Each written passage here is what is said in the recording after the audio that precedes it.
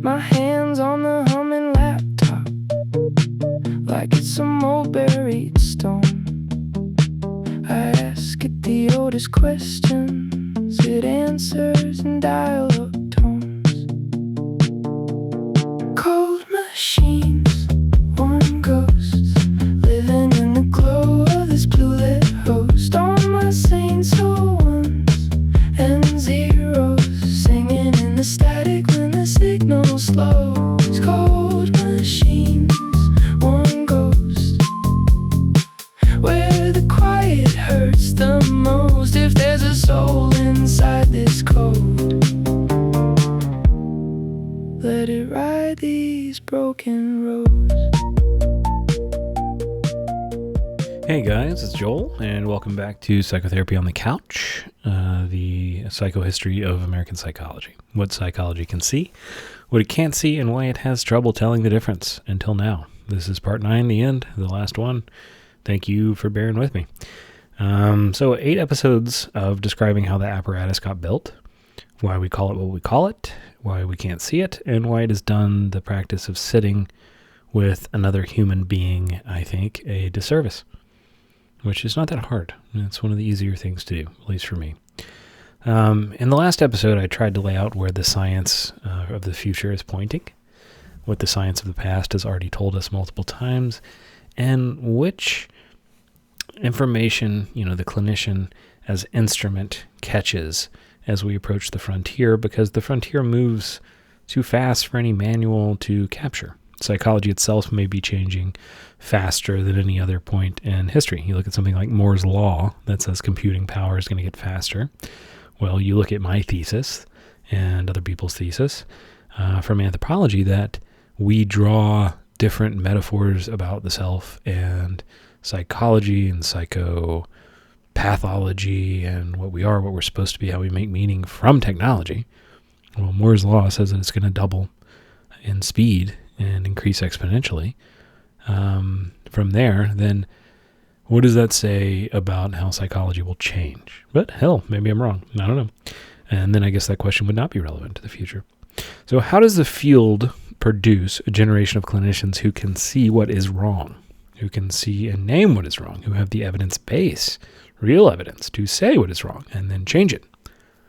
Well, that's the question this episode is about. So one thing that we should look at is reverence, and the other is complexity. Together they form this effective institutional defense system, an egoic type defense, but not individual in a macro, in American professional life.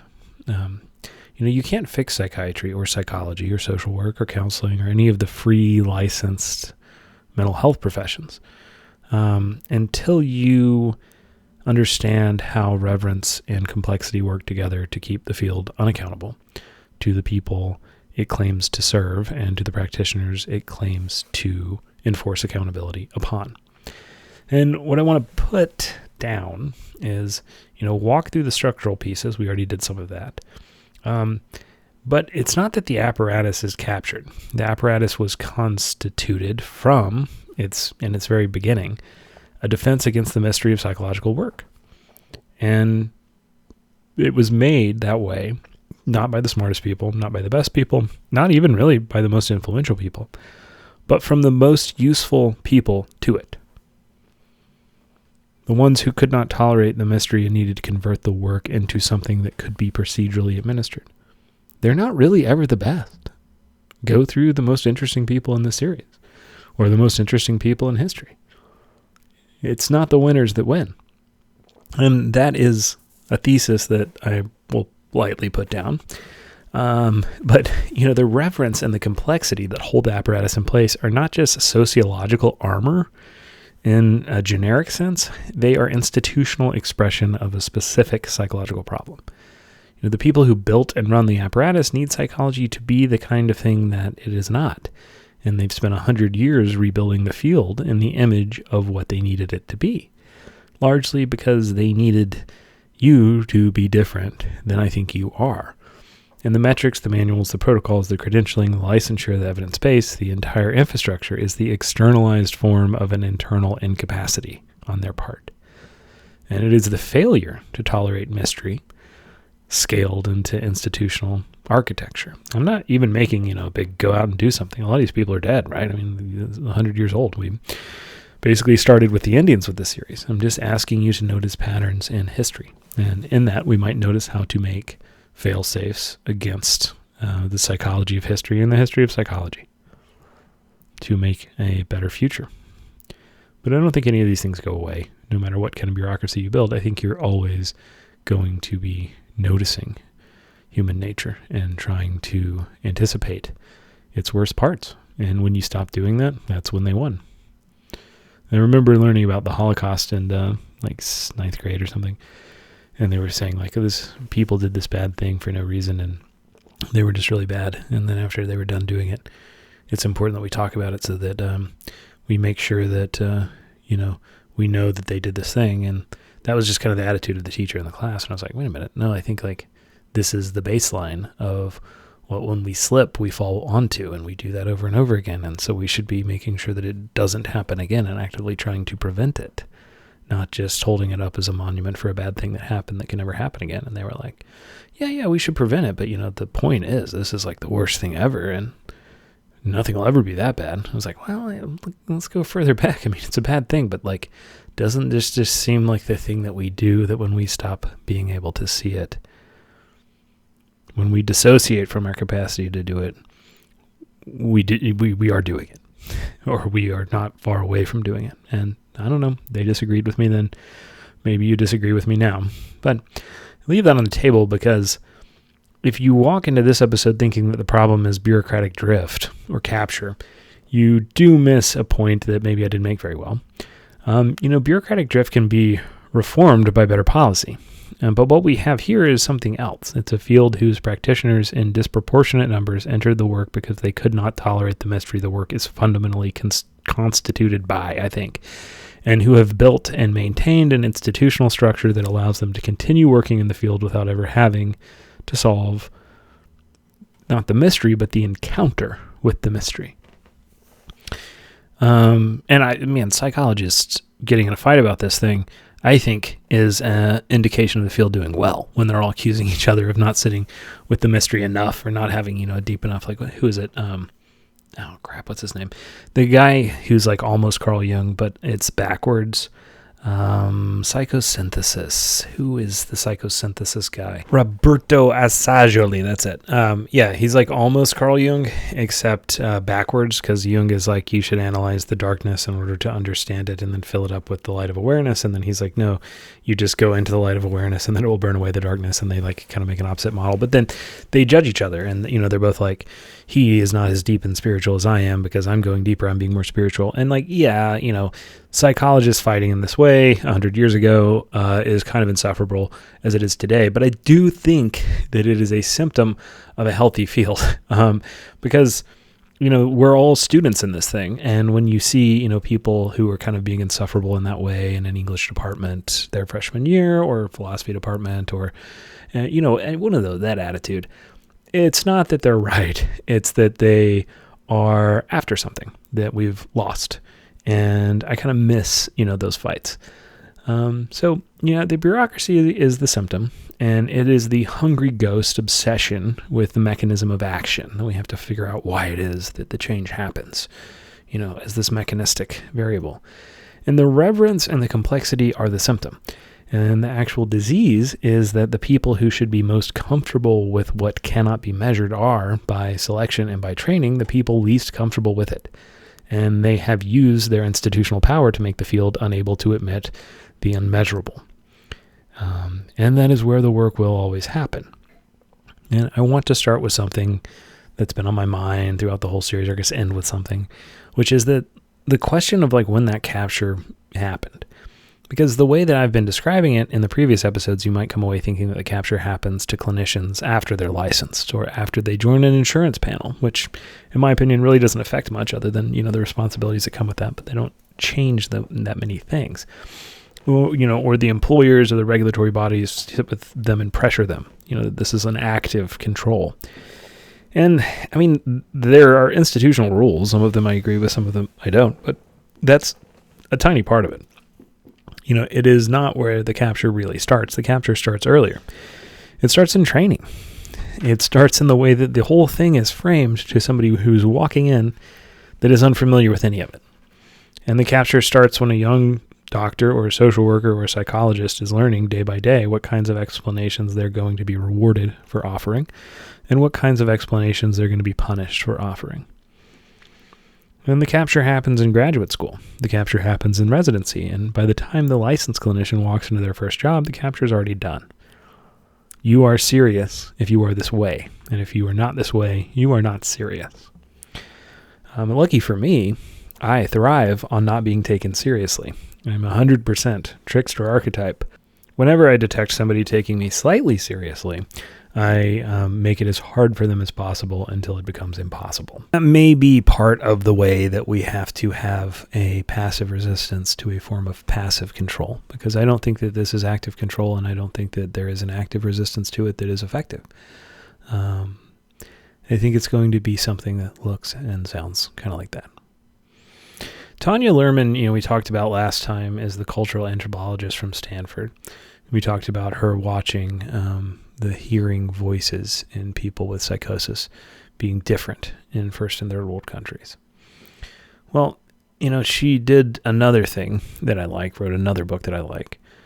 Her book is Of Two Minds, and it's interesting because it's documenting history that I think American psychiatric establishment, psychology establishment wanted to ignore and largely did, even though it's sort of a study of, kind of like what I'm doing here, it's a study of the psychology of the psychologist by an anthropologist. So, she looked at American psychiatric residents that were arriving at their training programs as young people who are interested in human suffering and how they changed at a specific time in history. And so many of them, have been drawn to psychiatry because they wanted to understand minds and help people. And they arrive with this mix of curiosity, and some are interested in the psychological, and some are interested in the biological, and most are interested in both. And how do they intersect? Where does the meat meet the soul? And they imagine when they're entering training that they will learn to think across both registers, and they'll become doctors who can hold a patient's biology and biography at the same time. And what happens to them over the 4 years of residency is that they're forced to, and this is the cohort she's following. I'm not saying that this is my opinion that's happening to doctors. I'm telling you about the book. But the choice is not made, and thank you, Jason, for telling me about this book, because I did not know about this one, and I appreciate you for that. So there is no moment where a senior faculty member sits down and the resident says, hey, you have to pick a side. They just sort of see these sides emerge. The choice is made by the structure of the training itself. The reward selects through systemic selection, through where it gives rewards. And she's following psychiatrists. I believe she starts in 89, but it's largely associated with changes that happened over the course of the 90s. And, she's noticing that rewards are more important than punishments. And I'm reminded of where Sidra Stone in, Embracing Ourselves, the Voice Dialogue Manual, where him and his wife, Sidra, because they co-wrote it, two authors, I don't want to leave one out, said, the people who give us praise judge us much more strong than the people who give us punishment. But she notices that, and she says by the time the licensed clinician walks into their first job, that capture's already finished. But what capture? Psychiatric residency, is organized around rotations, exams, case presentations, and they systematically privilege, she says, one kind of explanation over the other, depending on the one you get to. The biological explanations are the ones that get rewarded. The psychological explanations get tolerated sometimes, but they're increasingly framed as soft, as unscientific, as sort of a sport that you do when the real work is done, or a sport that you watch when the real work of medication is done. As the sort of thing that a resident might do on the side once they've mastered the real work of medication management and DSM diagnosis to understand it. And I definitely saw that when I was in the hospital. I think I got shut down almost every time I said anything in a grand rounds to a psychiatrist, and we were supposed to talk. But when I would talk, I mean, they would kind of literally roll their eyes and wave their hand, because I would say like things like, I remember one time the guy said that patients report liking this and it's fine to do it because it stops them from coming back to the hospital. It was a psychotherapy technique. But it doesn't work. We know the evidence says it doesn't work. And I raised my hand and I was like, wait, so the patients report the symptom one way and they like it, but they don't come back to the hospital. What do you mean it doesn't work? And he said, well, they've tested it and there's no mechanism of action there. And I was like, you mean they don't know what the mechanism of action is, but every time people do it, they get better. They don't have symptoms and they don't come back to the hospital. And he just kind of said, yeah, you could do that as well as you could do anything else. And I wanted to raise my hand again and say, hey, but you mean if you did something else, though, then that wouldn't work. You're talking about one thing that we know does. But anyway, I wasn't that confident or antagonistic at that time. But, Lerman says that there's a subtle pressure once you look for it. In the same way that statement that I repeated doesn't make sense. He was tracking one thing. This guy said out loud, the guy I asked, was tracking one thing. I know that this works based on my huge experience being a psychiatrist for a long time and seeing it done, that it has an effect. But the science tells me it doesn't. So I still have to kind of shame it as not being valid. Okay. You're just saying out loud the science disagrees with my experience, except I will side against my experience because I have dissociated. That's strange, man. So Lerman says, these attendings, a lot of times they'll ask, helpfully, what medication are you considering? And then the resident learns every single time they bring up patient's family of origin or history of trauma or the patient's attachment patterns or the patient's symbolic relationships or the way they connect with the patient or the way that, they self-disclose their own suffering and they watch the patient improve, the person will be gently pushed back to medication. Not saying medication doesn't work, just she's noticing that they're no longer interested in these other things in the hospital. Because the 90s represented a time where psychiatry was being forced to become a procedure instead of a process, because we build based on procedures and everyone else could do procedures faster. And so it was already losing all this money, and they were under all this pressure to keep these psychiatry wings basically as close to being in the black as they could. To keep them open. The managers are going to do that. So over time, the resident learned to present the case the way that the attending wanted to hear it. And, the thing that I did not learn, this is with the doctors that had, granted hundreds of thousands of dollars sunk in an education that they had to pay back. So they learned symptom checklists. They learned DSM differentials. They learned medication responses. The biographical material just gets dropped. And it's not because the resident has decided that the biographical material doesn't matter. It's because the resident has learned that the biographical material does not get rewarded. And rewards are how training works. Very few times do you get punished in psychology training. If you're getting punished, you are maybe not going to be working for a while or ever again. So by the end of residency, Lerman says, the residents have been formed into a particular kind of doctor, and they can still talk about psychological material if you ask them to.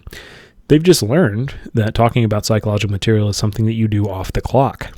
There were times when I was on, another part of the hospital, I would bring this stuff up when we were deciding on how to intervene, or what to do in intervention, pick a mechanism of action. And the psychiatrist would say, that's really interesting. We don't need to talk about it now. I'll talk to you about it, later. And I've got some interesting ideas. I'm like, what do you mean? We're literally deciding. Anyway, that's how they work. In private conversations, that's what a lot of the psychiatrists that Tanya Lerman documented, that's where they're putting this material. And it was also in sort of the cracks of practice, around the medication prescription, they would keep a patient that they liked longer and they would engage them in these conversations. But this is just sort of something that's interesting, not something that's useful. And she sort of saw that as maybe that is the part that's useful. The official practice had become biological in the 90s. We're going to finish the Human Genome Project, and it's going to tell us how these medications work, and then we'll understand why we've been moving in the right direction before we had a reason to. So the unofficial practice, the private practice of paying attention to the actual human being in front of you, had been pushed out of the formal structure of the work. And so notice what is actually being selected for in a passive process. The residents or passive incentive, passive motivations. The resident who succeeded in this training They're not a resident who are the best at integrating biological and psychological thinking. The resident who succeeded are the residents who can tolerate the abandonment of the psychological dimension. If you're aware of the psychological dimension at all, it's a hindrance to you because it's just dead weight that you're carrying around and thinking about that is not contributing to the process of what we do here. It's like the guy who's always trying to talk about, Chaucer at the work mill. Shut up and make the widgets.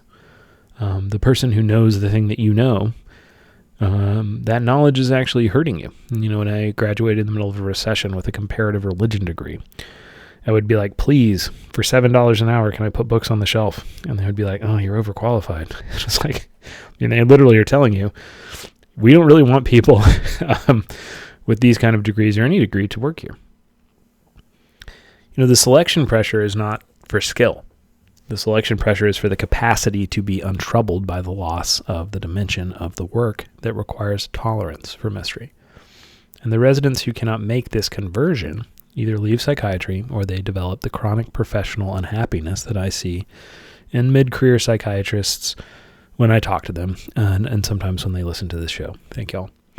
The apparatus does not just capture clinicians. It selects across the entire training pipeline for people whose discomfort with mystery is high enough that they will be relieved when it is taken away from them.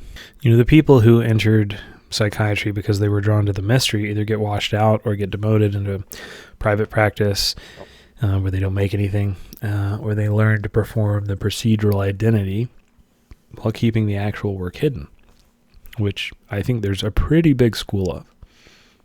It's why I'm not just, I don't think like we're in 1984 of psychology and that no one out there hears this stuff, because a lot of people keep the good work hidden or private, or on the side, at the bar. And the credentialed psychiatric workforce is by construction a workforce whose tolerance for the mystery of psychology has been systematically lowered across years of training. And that's not an accident. This is what the apparatus is for. And here's one thing I want you to continue to notice in these stories, because a lot of these are just stories. It's the central observation that the capture that is happening now, today, this year, every psychiatric residency in America is doing it while we're listening to this. In America, they're processing for a cohort of residents through this same pipeline that Lerman documented 25 years ago, except it's different now. The incentive has not changed, but it's faster. And the expectation that we even entertain these things is less. If anything, the mechanism has intensified because the pressure to manage caseloads through medication has only grown, which doesn't mean that it's not needed. But the biographical inquiry has just shrunk, and the cultural authority of any kind of depth has waned. And young doctors who entered residency this past summer, 25, hoping to become integrative thinkers about human suffering, are right now being trained out of that hope. And by the time they finish in 29, most of them will have been formed into the kind of doctor the apparatus needs, regardless of what their capacity was to be excellent, or what they wanted when they started, or what they notice, against that system. Like the guy who's saying, yeah, we know this works, but we are not allowed to know it. And I'm like, what? And he was mad that I pointed out what he said. The same, but he was right that it worked. And that's why he was allowing it to happen as the top guy, or one of the top people. The same thing happens with local variations across the other mental health training pipelines. Master's level social workers, these programs, they don't produce social workers who can think across all these layers that I described in that episode. They produce social workers who can complete a DSM-based assessment and write a treatment plan that meets the insurance company's documentation requirements while still being afraid that they didn't do it right because of the reverence and complexity, the reverence for the complexity. Master's level counseling programs don't produce counselors who can hold a patient's symbolic life and somatic state at once. They produce counselors who have memorized the names of evidence-based protocols and can administer them with, a lack of insecurity, a mechanistic competence. Doctoral programs a lot of times don't produce psychologists who can integrate across schools. They produce psychologists who can defend a single methodological orientation through a dissertation and then practice within it.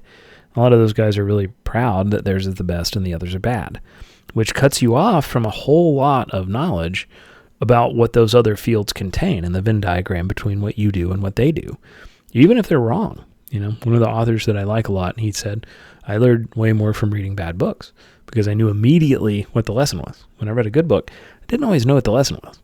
When I read a bad book and I was like, that sucked because of this reason, I knew a new thing not to do. And then I figured out how to solve the problem. When I read a great book, sometimes I was like, that's a fantastic book, and I don't really think that I can write like that, and that project is finished. When you find something wrong with something, a lot of times that points you to this self-evident thing in you that is saying the world should be different in a way that you notice and you can do. And so that's why I think the history of psychology and all of its weirdness is a lot of fun, and also a lot of important lessons. Training programs aren't filled with bad people, and the training programs are filled, largely with people who themselves have been formed by previous iterations of this same pipeline. And the faculty teach what they were taught, the supervisors supervise the way they were supervised, and the whole machine reproduces itself through the slow generational transmission of what kinds of explanations get rewarded. And the accountability for the outcome, for whether the clinicians, produced by this pipeline can actually do work anywhere, is nowhere. The schools don't have it. The boards don't have it. The accreditation bodies don't have it. The clinicians, once they are out, have all of it. And the patients become less aware of what's missing because it's less common, and they don't know what psychology is supposed to do that they don't have. Take Aaron Beck, the founder of CBT. He's trained as a Freudian psychoanalyst at the University of Pennsylvania. He came out of that training the way that a lot of the best critics of any tradition come out, which is, he is this true believer who took the tradition seriously enough to actually test all of its claims.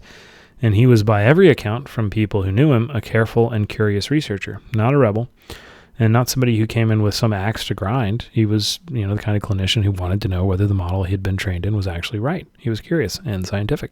So in the 50s, and I think into the early 60s even, Beck runs a series of studies on himself, on these dreams of depressed patients.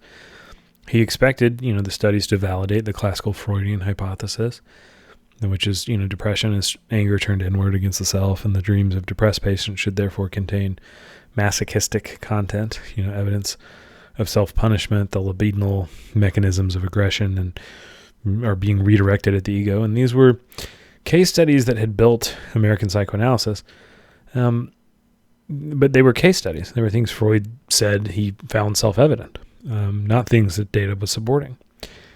And so they thought that there would be this masochistic content in the dream and interpret it, back to the patient and watch depression lift. But the studies didn't show that. Dream after dream, Beck actually found that the content in depressed patients' dreams was about, depression, loss, defeat, deprivation, rejection, hopelessness. It wasn't what Freud said would be there, which was anger and rage about, killing the self through some kind of psychosexual lens. And so the depressed patient in, Beck's samples were not unconsciously punishing themselves. They were experiencing reality as a series of losses, and their unconscious was processing the losses, not orchestrating some kind of self-attack. And so, this is the moment where Beck did something important. He let the data change his mind, and he did not bend the data back into the existing framework. He did not torture the interpretive, lens to preserve his theory. He looked at what was actually happening and said, okay, the patients were processing a view of reality that has been bent in particular ways towards this negative self-image. And the bending happens, in thoughts.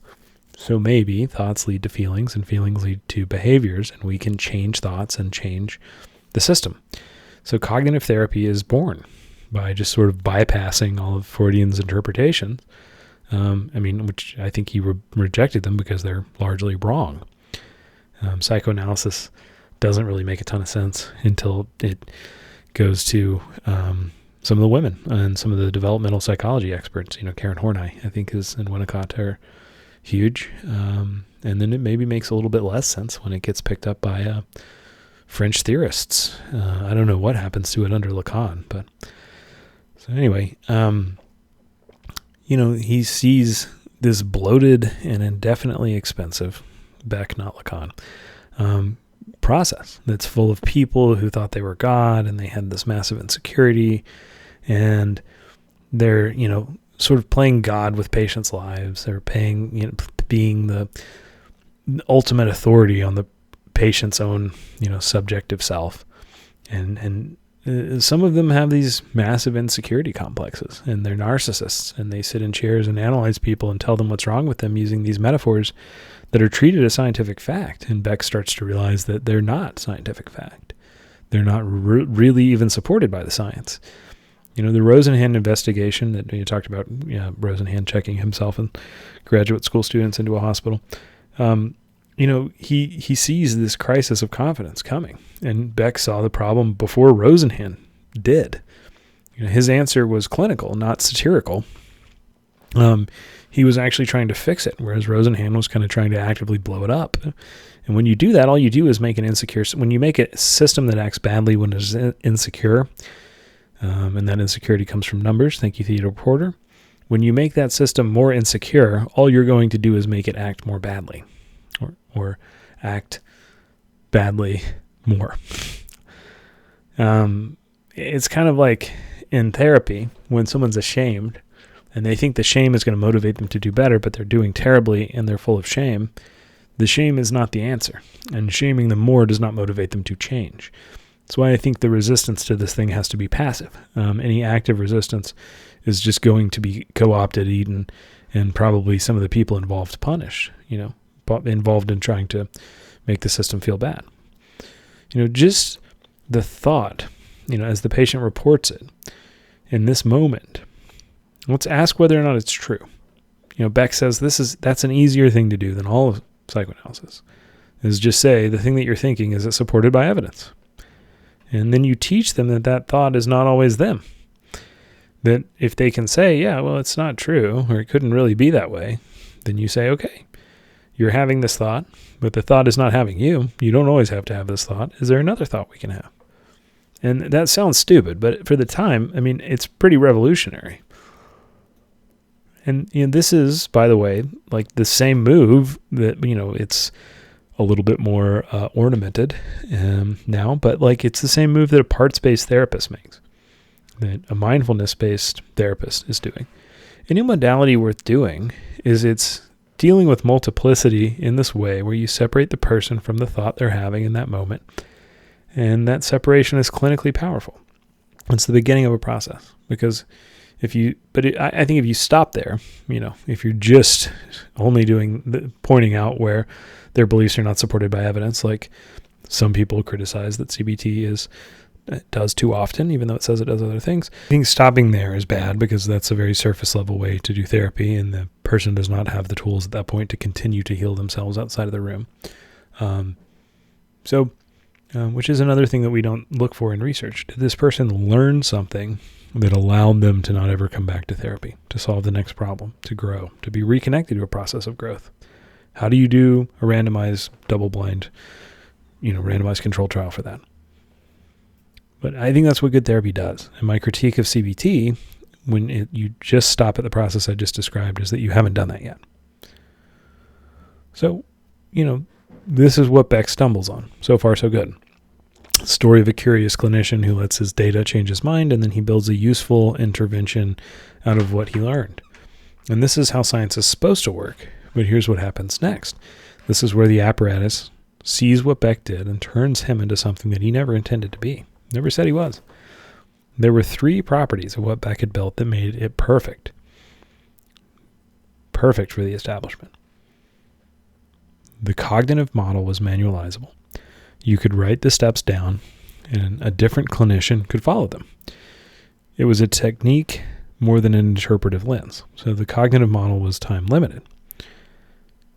Beck's original protocols ran on 12 to 16 sessions, which fit insurance coverage, periods perfectly, because that's how long his interventions were designed to be implemented, and they were formalizable. So they followed a formula. You didn't really have a lot of leeway in that formula, so you could say how long the whole process would take, which had never happened before. Psychoanalysis, you just talked until you all of a sudden stumbled on some kind of insight, and then hopefully the insight changed something, but usually it didn't. And so the cognitive model was measurable. And the Beck Depression Inventory, which Beck himself developed in 1961, now, gave you this number. The number went up or down. You could see in real time whether or not you were doing anything that produced a change, and whether you were just talking to somebody who was entertaining you while their depression actually got worse, because you're measuring it the whole time. You're not just, shooting from the hip about if they're depressed or not in session. And those three properties, manualizable plus time limited plus measurable, are the properties that the emerging managed care apparatus needed. And the managed care apparatus needed a therapy that it could buy in bulk, deliver to interchangeable patients, time cap, and then audit. And Beck, completely by accident, working in good faith on a real clinical problem, had produced the only major therapy framework in American psychiatry that satisfied all three requirements at once. And the apparatus did not just select CBT because CBT was the most effective therapy. It did that later. The apparatus selected CBT because CBT was the therapy whose form most successfully removed the mystery from the work, and the cognitive content can be specified. Beck thought all that stuff was still there. He didn't strip it out. He thought Freud was wrong about this one thing, but he wasn't really trying to kill the depths. He just got used, by the apparatus to kill the depths. And the homework assignments in CBT, they can be enumerated. The thought record can be reviewed by a supervisor who's not in the room. The treatment can be evaluated by reading the documentation. There was finally something other than taking the therapist's word for it, which, people were angry because they, increasingly more so after Beck, had done this too much with Freud. How do we let people in and find out if you're full of shit? Well, CBT gives you a lot of numbers that let you do that. And so everything that makes CBT manualizable and measurable is also what makes CBT the kind of therapy that can be practiced without entering the mystery. A skilled therapist doing the deep work is doing something that the manual cannot describe. And they know it, and they protect that work from the manual by holding it in their own clinical mind while producing the documentation that the apparatus requires. But the unskilled CBT therapist, the procedural worker, the apparatus actually wants you more. Because just like the psychiatrist that we talked about, Tanya Lerman, if you are trying to juggle things other than the number, you're not as effective, you're not as efficient, and you look less evidence-based. Why are you taking time to talk to this person? You know how many therapy candidates I've had that had a supervisor that said that, and they were like, well, let's talk therapy. And they're like, no, I mean about stuff other than the therapy. Why are you trying to get them to like you? And then they, as a rebellion against that, they did this study and said, the evidence shows that if you get rapport with the patient, which rapport is just like a word for you like them and they like you and they enjoy being around you. It's a fancy word for that. Then the intervention will work better. The science supports that now. Why did we run that research study? Why did we, for the industry to have needed to be there, in the 80s, that we ran studies to see if the patient had rapport with the clinician, if therapy went better? Why is that not just a goal? Why does it need to be tied to mechanism of action? And also, of course it is. And so many things, like every angle, that's the dumbest thing in the world. But that increasingly is the world that this world became. The apparatus can't tell the difference between the good CBT practitioner and the bad CBT practitioner. And so it's why a lot of people, or the good psychiatrist or the bad psychiatrist, and it's why I think a lot of people defend psychiatry or CBT and say, hey, it's not as bad as everyone says. And then also why people attack it hyperbolically is because they sort of know that there's good ones out there and bad ones out there, but they can't tell the difference. But they kind of tell that the bad ones like this more, or they thrive in that water. So, screw the lake.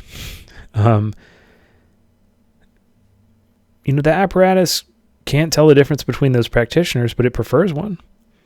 And the apparatus does not want to tell the difference, because the difference is the variable that the apparatus has been constructed to deny. And so telling the difference would require admitting that something matters, which can't be measured, and admitting that would dissolve the entire institutional structure. So we can't have this conversation. And now Beck himself was, not part of the apparatus. By all accounts, he was, late into his life, a humble guy who was clear. CBT is one tool. And he continued to read other traditions across his career. He revised, his later work. He saw it as something that should change, not, a solution to the problem that was American psychology. And he developed a recovery-oriented cognitive therapy for serious mental illness in his later years, working with Paul Grant. And that was much more kind of relational and integrative. much more attuned to the developmental trauma in the context of psychosis than the standard CBT manuals would have allowed. But you can't do that now. I was given a manual to do CBT for schizophrenia and psychosis in the hospital that I read, and it was pretty wild. You were just kind of supposed to tell people that were having delusions that their delusions were not evidence-based, that they needed to stop. That was, 10 techniques to do that. We didn't get the Paul Graham model. It wasn't selected. Even though Beck made, like most of these people, some good, some bad, some in the middle, things in his life, the apparatus picks what it wants. Beck was in many ways the version of himself that the apparatus did not want. The Beck who was integrating, the Beck who was reading the somatic literature, the Beck who was acknowledging the limits of the cognitive frame, the late Beck especially, that Beck was not the Beck who got reproduced in the textbooks and in the training programs. Not even in the CBT Institute when you get certified in CBT, because you're getting certified in CBT, not certified in Aaron Beck. And I want to be specific about Beck's relationship to Spitzer and Francis and the DSM project as a character, because this is the part that gets lost in the standard narrative. Beck did not love what they were doing. He was not particularly enthusiastic about the DSM-3. He had reservations about the categorical model. He understood that the depression and anxiety did not, in fact, carve nature at their joints the way that the manual was pretending they did. But Beck was a researcher, and the DSM-3 gave him a research framework. And as his work fit into that framework better than most other work, that framework was what was taken. Whether or not he endorsed everything that the framework was doing, it's what was taken from him. And it's all of him that survived. And the apparatus didn't need his endorsement to do it.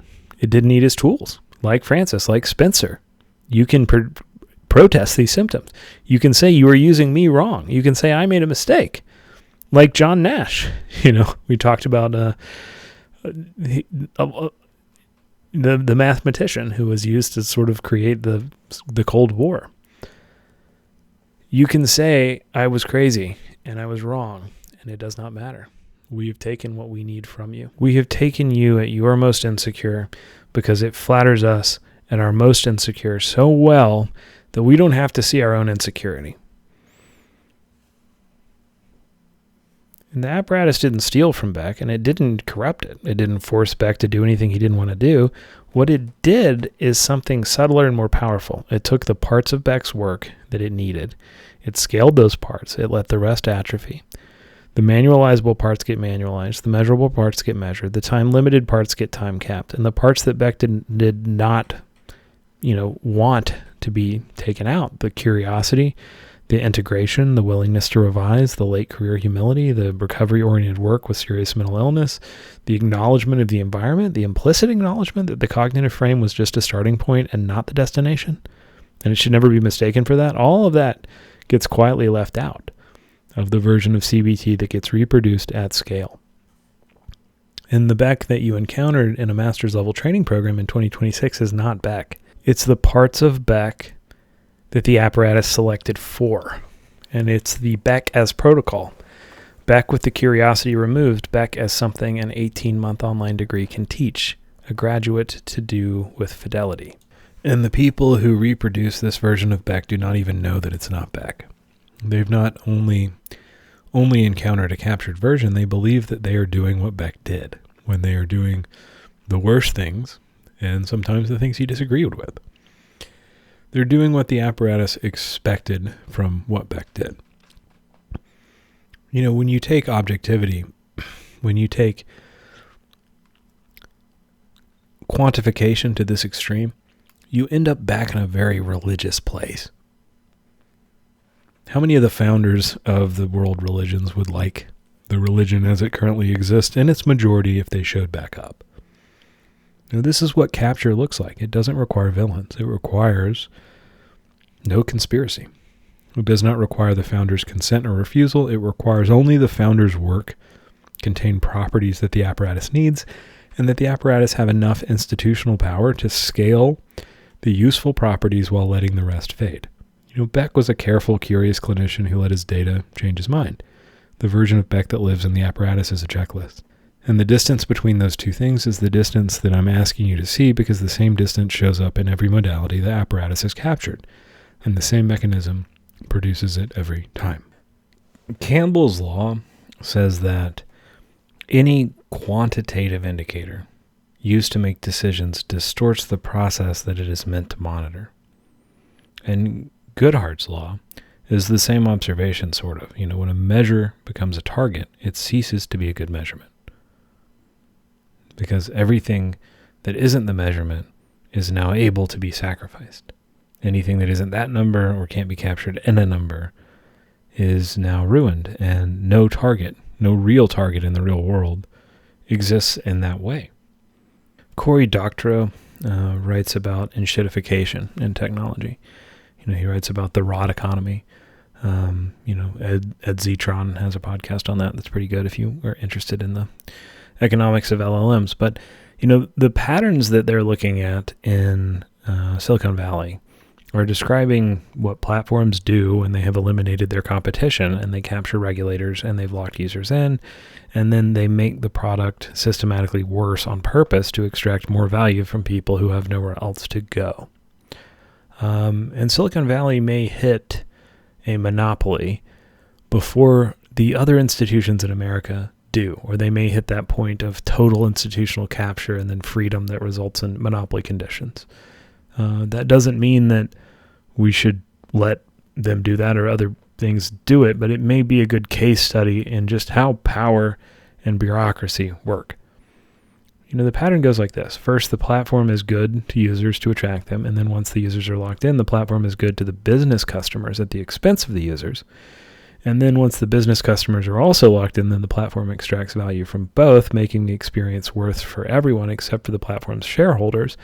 And the reason that this is possible is that the platform has eliminated all the forces that would normally discipline a bad actor. And market competition is gone because the platform has, bought or destroyed its competitors. And then the regulatory oversight is gone because the platform is large enough to capture the regulators, or the regulators become part of the company. And then vice versa. And worker leverage is gone because the platform has fragmented its workforce into gig laborers who can't collectively bargain. Any of this sound familiar? Consumer alternatives are gone because the platform has structured the network so that leaving costs more than staying. And then once all four constraints are eliminated, the platform is free to be as bad as it wants. And it will be as bad as it wants, because the people who run the platforms are not bad people in some special sense. They are responding to an environmental reward to being terrible to you as a customer in order to make more money for a company. And American mental health care has gone through scary parallels to that. We're not as far along as Google, but it's a similar system. American healthcare, American education as a privatized, increasingly, service. The four constraints that should have prevented this have been eliminated in the same ways. Competition is gone. Thousands of insurance carriers became a small number of national carriers. And they don't compete with each other in meaningful ways on the, quality of mental health coverage. They have arrived by parallel calculation, at the same protocols. 12 sessions, CBT preferred. Medical necessity reviews at session 10. Prior authorization for anything beyond manualized brief therapy. The pharmacy benefit managers do the same dance with medications. The credentialing pathways are controlled by a small number of accrediting bodies that have arrived at the same curricula. CPT codes are negotiated by the AMA's Relative Value Scale Update Committee. There's a million things that I could do. And last time I mentioned the RUC, a psychiatrist emailed me and told me that our country's medical policy was a conspiracy theory that I made up. And he should know because he was a professor emeritus and he would have heard about something like that, which is, or should be scary. Should be scary to anyone listening. That is the state of the field. But there's no competing system. There's no alternative market. If you want to use your insurance to get mental health care in America in 2026, the system you encounter is structurally identical regardless of which insurance card you carry. Well, I guess you could not have insurance. But, that's just the be rich, get out of jail free card, right? Regulatory capture is gone. And I mean, the regulators who should be policing the apparatus have been so thoroughly captured by it that the regulation has become a form of cooperation. And the agencies that should be enforcing mental health parity have been so defanged that the Mental Health Parity and Addiction Equity Act of 2008 functions in practice as a suggestion.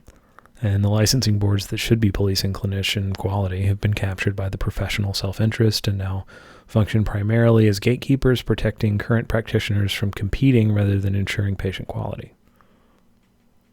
The Joint Commission's behavioral health standards have been written in consultation with the institutions the standards are supposed to regulate. And the accreditation bodies for graduate training programs operate on a fee-for-service model in which the accredited programs pay the accreditor, which produces exactly the conflict of interest that you would expect. And the FDA, which sets the framework for what can be prescribed and how, operates inside an industry-funded user fee structure that has not been seriously reformed in 3 decades. But if you follow those rules and you pay that ethics commission, you are ethical and you are evidence-based. Worker leverage is gone. Clinicians are no longer in a position to collectively refuse the conditions of the work. The credentialing pathways have been atomized across multiple licenses, none of which gives clinicians enough collective power to negotiate. Insurance reimbursement rates are set unilaterally, and clinicians have no leverage to negotiate. The administrative burden has expanded to the point that solo practice is barely viable financially, forcing clinicians into group practices and health systems that further reduce their autonomy.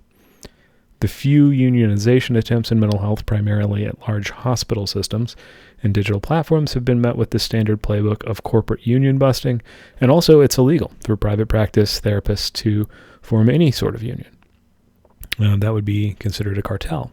When the AMA does it with the RUC, they get a pass. Anyone else does that, it's a cartel under the law. And the result is that clinicians cannot collectively refuse the apparatus's condition. And individual clinicians who refuse end up financially priced out of the field. And patient alternatives are gone structurally. The ghost network problem. The insurance companies pretend to have these robust networks just by not really checking who in them is still alive or taking new patients. The in-network provider directories are full of clinicians who are not actually accepting patients. And, the patient who tries to find care in network discovers that the directory is actually a fiction and that no one does any of the things that, evidence-based medicine says would treat the thing that they have. They're kind of full of these certain types of clinicians. And the patient who looks for alternatives outside the medical system finds this unregulated wilderness of life coaches and app-based wellness products and scams and abuse a lot of times. And the apparatus has structured the field so that there is no real exit for the patient. So you have the same 4 conditions that produce shitification on a digital platform, and all 4 of them are present in the mental health care and largely the healthcare sector in this country. And the result is the same. The product gets systematically worse. The clinicians spend more time on documentation and less time with the patient. And if you look at how this thing worked, we didn't focus on this super closely, but in the 80s when this was sold as freedom and they went after the patients, then the patients got pissed in the 90s, so they went after the businesses. And then after they went after the businesses and they had them, they said, you can't leave. It's too expensive and there's nowhere to go. And then the businesses and the patients were stuck. And the machine kept going. It didn't matter. Even though everybody was in agreement, largely, that it was bad. What do you do? And the cruelest piece, which, Dr. O names, when he's talking about identification in his writing, is that clinicians who absorb, he's talking about tech, not clinicians, but he says this thing, clinicians who absorb the financial and moral costs of identification, the people who are the ones who are in the crumple zone, they're not the people who designed it.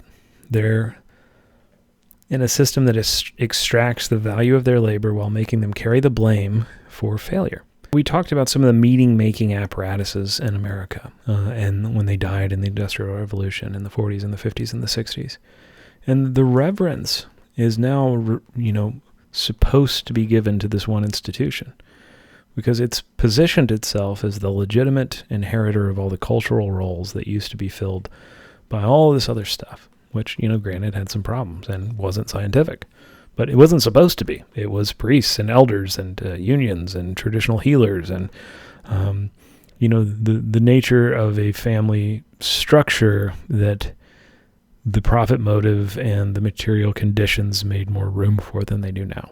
The easiest people to make liable are probably the schools for the clinicians they produce, which right now they're pretty protected by being diploma mills in a lot of cases, or just not being terribly concerned with the outcomes of who they graduate.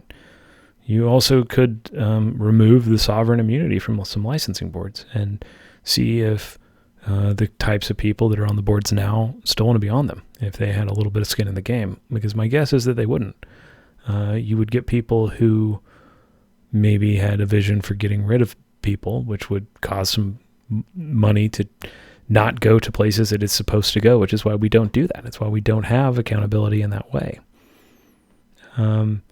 You have to be willing to say things like, there is no ethical way to work inside of this system. There is no ethical way to work for this kind of business.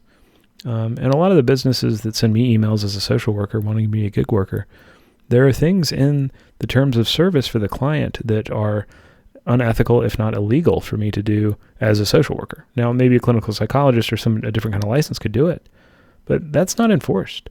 I mean, we easily could say, this company, no social worker can ethically work for. If they do, their license can be taken, and now this company cannot hire social workers. And if you do that, I think there's a reason why we don't do that. And you have to prepare for the thing that will survive the AI displacement to be the thing that was never fungible in the first place. The clinician who could sit with another nervous system and read the dimensional profile in real time and weight the layers and notice the autonomic shift in the room and integrate the trauma context with the attachment history and the cultural framing and with the symbolic content of the dream the patient brought in. And I don't think that AI can do this technically, even if it can do it intellectually some of the time, because the AI is not able to read the nervous system of the patient in the way that skilled clinicians, whether or not they knew they're doing somatic work, see posture, see tone, and see differences in those things. It's not all prefrontal cortex language and talk therapy. Freud said that the problem of civilization could never go away, that human beings cannot tolerate what they actually are, and they build these institutions to defend themselves from what they actually are because they don't want to see it, and the institutions become the new thing that they can't tolerate, and so they tear them down, but that we are incompatible with reality in a certain way. And I disagree with some of his reasons, but I think in broad strokes there is an ebb and flow to that is right. We build new defenses against institutions, and the cycle never ends. And the insecurity at the root of the institution is the same insecurity that the institutions were built to defend against. And the apparatus is bad because the people who built it could not tolerate what they were trying to study. And the reform of the apparatus will produce a new apparatus that the next generation will also not be able to tolerate. But you can do that in a better direction than we're doing it now. Bureaucracy is the most successful avoidance technology that humans have ever invented. You can spend a 40-year career filling out forms that are defending you from the thing that you became a therapist to encounter. And at the end, you can retire with a pension, having never once entered the room that you were ostensibly working in. And the forms are the defense. The forms feel like work. The forms protect us from the patients. And the diagnosis protects us from the suffering. And the protocols protect us from the not knowing. And the accreditation protects us from the question of whether we are any good. But that's the reason that you went into the profession, was to figure out if you were any good, whether or not you know it. Are you more scared of a part of you that if you accepted it would let you see life clearly than you are of not seeing life clearly? And most people answer yes. Most people would rather not see life clearly than encounter the part of themselves that they have been refusing. And that is the engine of the apparatus. The patient who refuses to grow becomes the field that refuses to grow because the institution that defends the refusal at scale. The micro and the macro are not analogies. They are the same thing seen at different resolutions. And the work is in the willingness to accept the part of yourself that if you accepted it would force you to see what you have been refusing to see. Therapist does this in themselves so that they can be present with the patient doing it in themselves. And the AI can never do this because the AI has nothing to refuse. There's no part of the AI that the AI has been refusing to see. The AI can simulate the language of the work, but it cannot do the work because the work is the encounter with the part of yourself you've been hiding from. And the chewing on that comes out in a conversation with another person, and the AI does not have a self to hide from. And maybe this is permanent. Maybe Freud was right, and maybe humans will always refuse what they are. Maybe we are always going to be the species that can't quite bear to know what we are. And maybe that is psychology. But here's the line. If humans will always refuse, professional psychology should probably stop being the most refined refusal in the culture. And the institution dedicated to the problem should stop being part of the problem. That is a smaller wager than fixing human nature, but it is the wager that is actually available to us. And the end of the professionalized version of human avoidance that has been claimed to be its opposite for 100 years. The cold machines are nothing. The warm ghost is everything. The warm ghost is what we keep finding, century after century, no matter how many walls get built between us and it. And the warm ghost is the encounter between two animals who are willing to look at each other and be changed by what they see. And the warm ghost is what civilization has been trying to manage and contain and procedure and bill for. And the worm ghost keeps escaping because the worm ghost is constitutive of what it is to be a creature in a relationship with another creature. And no amount of apparatus can finally contain that. Hold the ghost. This is what the whole series is in 3 words. Hold the ghost. The machines will try to dream, but they can't. Only you can dream. And only you can keep backing up and zooming in the way that humans do that is useful. Before psychology, before universities carved knowledge into departments, there was a single discipline. It was just called natural philosophy. And it was the inquiry into how the world worked. Not physics, not medicine, not ethics, all of these things at once. It was understood as a continuous field of attention. Newton didn't call himself a physicist. The word didn't exist until 1830. He wrote about gravity, light, motion under the same cover because to him they were the same inquiry. And Darwin sailed not as a biologist but as a naturalist, studying geology, beetles, finches, coral reefs, with the same pair of eyes from the same posture of radical curiosity. The formal disciplines came later. The walls came later, but the knowledge came first, and the knowledge is still there. Psychotherapy has lived inside a teeny tiny walled garden for a century now. And it didn't make the world go away, and it didn't make humanity any smaller, just because you looked at them under a microscope. It has departments, cognitive, behavioral, psychodynamic, somatic, existential. It has turf wars, credentialing bodies, approved modalities, and evidence hierarchies. And these structures have produced real things. And randomized controlled trials do tell us something, and manualized protocols save lives.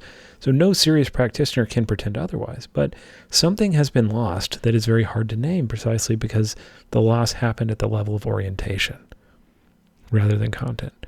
We've accumulated expertise, but what we have misplaced is the sense that everything is connected. And the future of the field doesn't need a polymath therapist who's read more books. Arguably, it needs less of them. Accumulated expertise in service of the same fundamental framework doesn't change the framework. What psychology needs is a shift in orientation towards what we might call an architecture of coherence. An architecture of coherence doesn't dismantle specialization or empirical knowledge. It knows when to call itself a neuroscientist, a spiritual director, a body worker, a pharmacologist, or simply an open being, a pilgrim. And, from the assumption that the person in the room is not just this bundle of discrete problems to be sorted into specialist channels, but a person as a whole embedded in a body, in a family system, in a cultural moment, in a symbolic universe, in a cosmos that may not be indifferent to suffering, because we can make it not indifferent for a moment. And that might be the mechanism of action. It may be the primary one or the only one that we need in a way that we can't ever study. And the walls around this stuff came later. The knowledge, the living undivided knowledge of what it all means to be a person in this world came first, but it'll never be known and it'll never be solved. but it does remain available to anyone who's willing to restore their orientation to it. Machines can hide that, or they can pretend it's unimportant, and they can pretend that they can create those things, but they can never see them. The field will serve all of us better if we meet each other in a curious, undefended space. And if we're willing to reach not across party lines, but across walls and across the edges of knowledge. Places that feel scary and places that we feel like we can't go are probably the places that we should go. And I think that should be the barometer or the compass. Go the places that feel like they're not allowed. And ask yourself if there's a place that I would be better off exploring and the world would be better off for me exploring, but it feels like I'm not allowed to do that. Ask yourself why. Because the field definitely hasn't, and the field needs to. And the field is made up of a lot of people who can do that. And in the very center of the eye, there's this thing called scotoma, and it's where the optic nerve enters in the back of the eye, and you can't actually see anything there. Like in the middle of your vision right now, there's a blind spot. But you don't know that because what your brain does is it takes all this information from around the edges of that blind spot, and it fills it in. So what you see in the middle of your visual field is actually a guess that your brain makes. That's a pretty wild and pretty good guess, and that you never see it, of all of the little things around that and what you saw right before you moved your eye and moved your blind spot over a little bit. What it guesses is still there, and it can compensate for things like light, motion, flicker rates, all kinds of crazy things that it does without your permission all the time. But you can't see your own, and that's not your fault. You can only see that blind spot in the eye. Psychology here being America's eye in which it encounters itself through other people.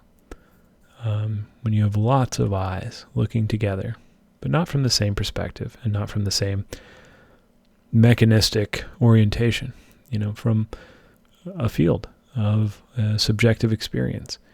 Because you can't make yourself see it. You can't count it. You can't actually know where it begins.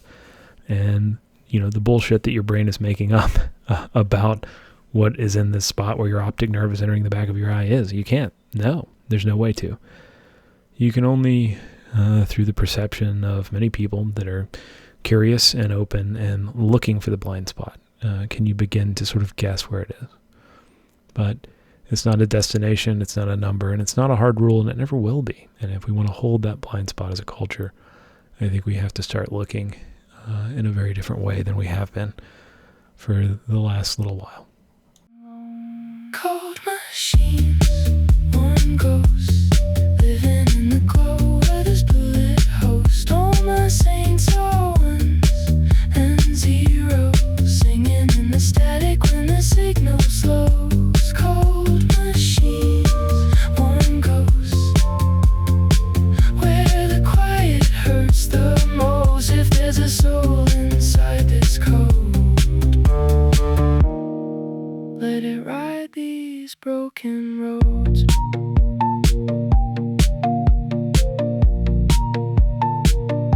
Rider wine in the hallway, like a choir in a vented tomb. You fall asleep on my shoulder, fans spin little metal flumes. I close the lid to darkness, still see your afterglow. Warm ghost in a cold machine, teaching this old wire